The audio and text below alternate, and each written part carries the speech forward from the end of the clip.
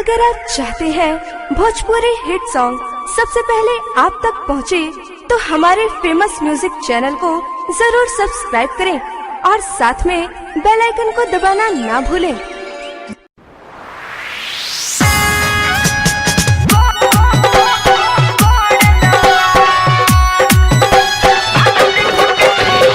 DJ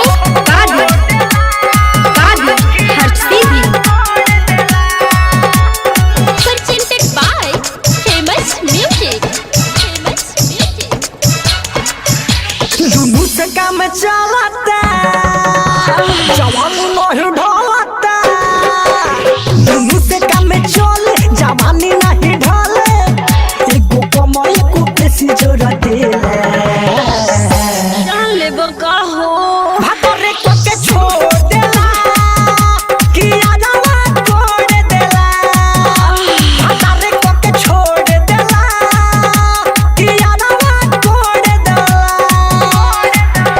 दुनू से काम चलता जवानी नहीं ढलता, दुनू से काम चले जवानी नहीं ढले, एगो कमाई को बेसी जरूरत भातरे को के छोड़ देला कि आजावा छोड़ देला, भातरे को के छोड़ देला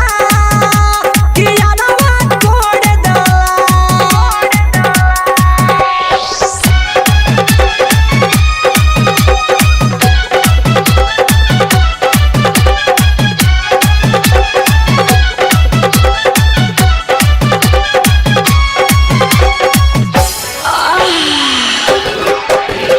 डीजे हर्षदीदी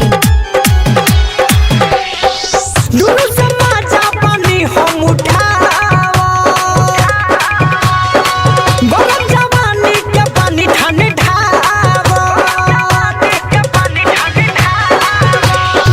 दुनू से माचा पानी हम उठावत, गरम जवानी के पानी ठंडावत, प्यार मिलत बावे खूब ताजा ताजा, प्यार मिलत बावे खूब ताजा ताजा, मोर जवानी के बाजता बाजा, दुनू के मनाई के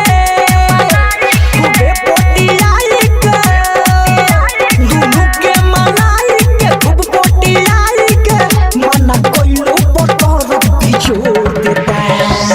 ले बका हो भातारे को के छोड़ देता कि आजावा छोड़ देता,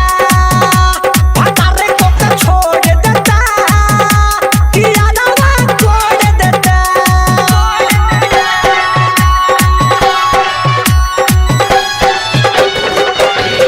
डीजे हर्षदीदी